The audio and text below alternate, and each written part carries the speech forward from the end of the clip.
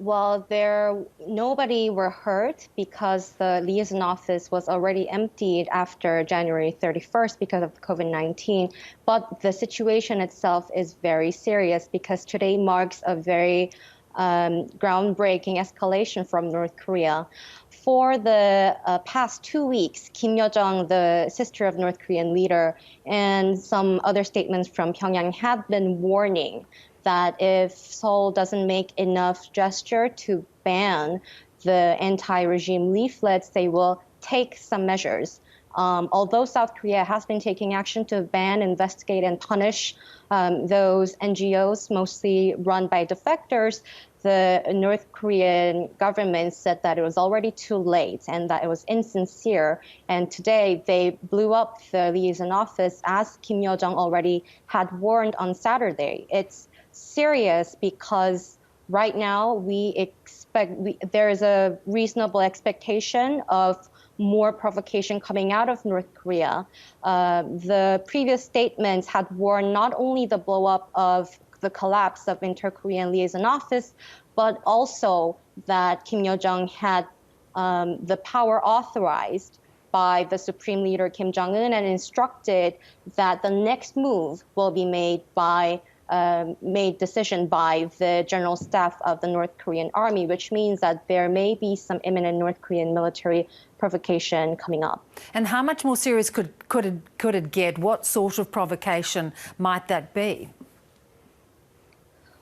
Well, right now, nothing's entirely clear aside from how the next move will be made by the military, but they had already hinted at South Korea with a series of statements that they are not willing to stick to the inter-Korean military agreements anymore, which was made in 2018 between Moon Jae-in and Kim Jong-un, which means that they can make any moves regarding MDL or the demarcation line and also the NLL.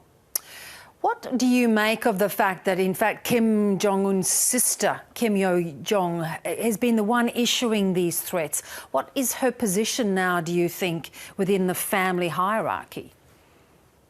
Well, first of all, in North Korea, Baekdu bloodline, which means something coming from Kim Il-sung, Kim Jong-il, and Kim Jong-un, is something very important for North Korean myth of statehood. And because Kim Yo-jong is the only sister to Kim Jong-un, and also because recently her profile has been rising in the North Korean hierarchy, it seems that right now she has a lot of say being the new point person for South Korean affairs in the North Korean leadership hierarchy.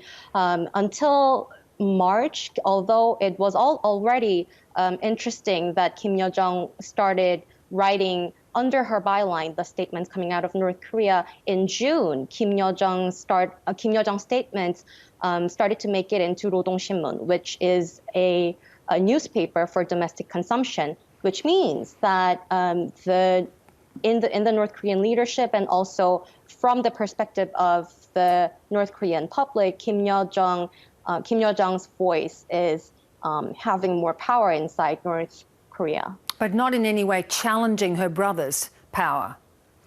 Of course not, yes. And also, if we look at the recent statement, she clarifies that the power has been entrusted on her with the authorization of North Korean leader Kim Jong-un. Actually, the way she is posing herself in the North Korean hierarchy seems to be complementing the Baekdu leadership inside North Korea. Yeah, it's fascinating. And do you think it too is a bit more for global attention beyond just South Korea, because the Trump diplomacy has all but fallen by the wayside?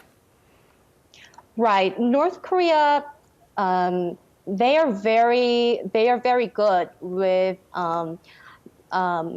monopolizing global headlines, and they know how to make the news tick.